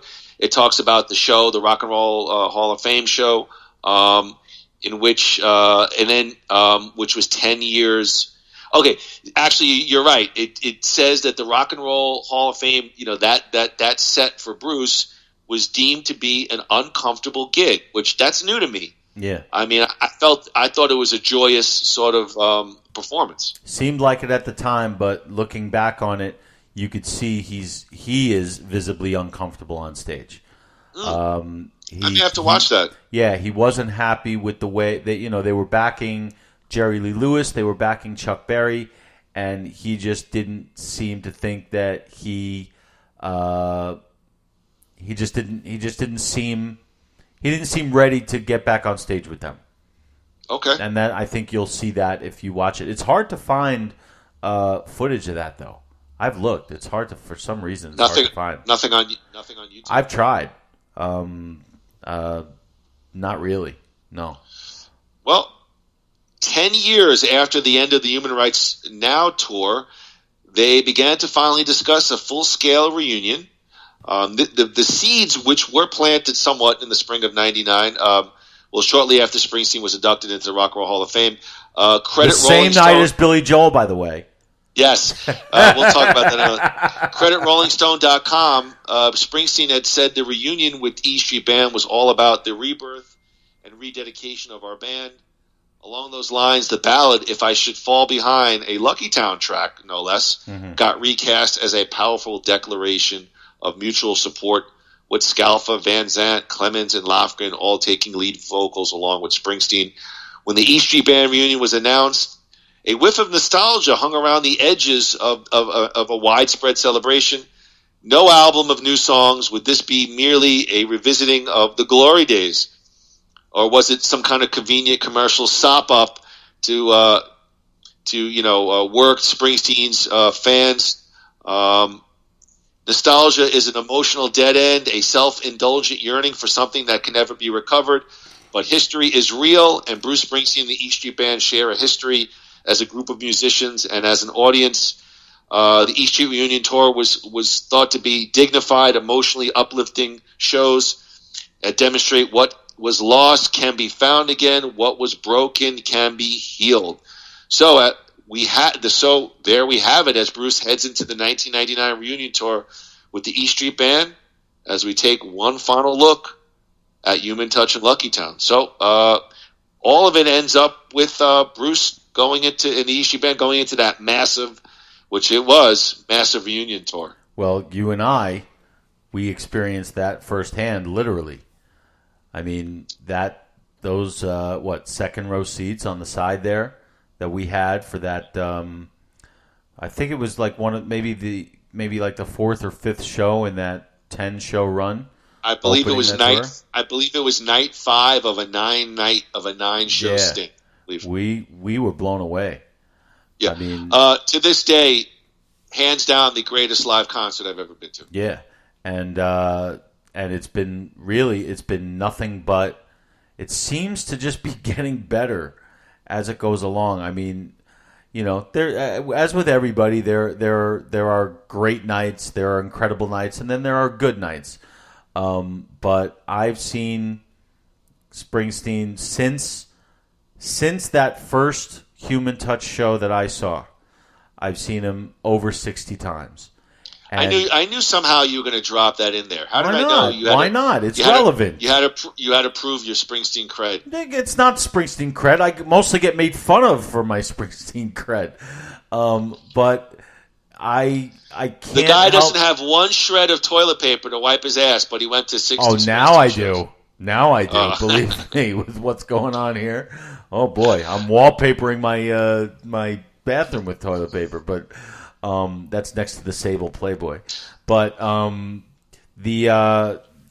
don't know. It's been all uphill since Human Touch and Lucky Town to me, which at the time, like I said before, was considered. There was even a book written about that era that was like, this is really Bruce's farewell. And it's just amazing how it just keeps trucking, even as, unfortunately, certain band members, Clarence Clemens and Danny Federici passing away, but they're still going. And creatively, like with even Western Stars, like he keeps breaking new ground. Like, don't get me started, because let me tell you something. No. I will just say this. That album has grown on me. I didn't care for it much when I first listened to it. Same. Then when I saw the film, and then when the live tracks are just phenomenal. It's like my workout. I find that I'm drawn now to the more slow, introspective stuff that he puts. I find real power in some of these ballads or some of these semi-acoustic numbers. I just drive fast, fall hard. I'm like crying, listening. Literally, I don't know if it's my age, but some of the stuff is just not all of it. Some of it is really, really great stuff. Well, so you watched the movie? Yes. All right, good. Maybe we'll talk about that some other time, but yes, it just, to me, it's incredible how he was almost written off once he broke up the E Street Band, and even in the Human Touch Lucky Town era, still written off, even though fans were still showing up. And he's so incredibly, to me, he's still continuously, for an artist to be able to continue to do different things and be just like with Western Stars, with the Broadway thing, with The Rising, with Wrecking Ball, everything is so different. Like, they each have a life of their own, and hey, look, he's a Hall of Famer, and that's why. Groo, I couldn't say it any better myself. That's a wrap on the Boss solo, Human Touch in Lucky Town. Next week, who knows what's happening with this coronavirus, if we're even alive for next week, but God. We're going to do our top 5 sports movies of all time. Ooh, that's going to be a tough one. That is going to be a tough one. I'm not looking forward to my research because I'm going to basically sit down with a piece of paper and a pen and start cribbing, and that's a tough one. Maybe I can get the Hanson brothers to put in an appearance for us. I keep on hoping that we somehow get to WrestleMania and we can not the Hanson rock group, the hockey players, those guys. I talked to Hanson Mbop. Is that Mbop? Oh no, it's not even Mbop. It is Mbop. Maybe it was. It is Mbop. Yeah. Matter of fact, it's funny. I've seen clips of them now as they're older, and they cover a lot of, like, I've seen them cover Billy. They do like a lot of classic rock stuff now. Anyway, who cares? I did not know that. All right, I just fell about 100 points in the classic rock thread. So, all right. Well, listen. We'll keep all the fans posted. Right now, our WrestleMania trip is still a go, and I think in 2 weeks we'll see. We're scheduled to do our WrestleMania preview, and we'll probably have a lot of fun with all those podcasts. We'll see what happens. Yeah, I don't know what's going to happen, but whatever happens, we're all in it together. We are all in it, Groo. So, Groo, you ready to take us out? I am, as the tones of Jane tell us that it's time to go. I would like to bid you a very good luck on your move, which is happening tomorrow, right? Thank you very much. Thank you very much. Good luck with that. Now I'm really looking forward to putting together my list of sports movies for next week. And good luck to everybody out there. Stay safe. Let's focus on the important thing here, and that is to make sure that WrestleMania happens. That's right. But until then, we got to say one thing. 1, 2, 3. Rip 'em! Wash your hands. Whack, whack.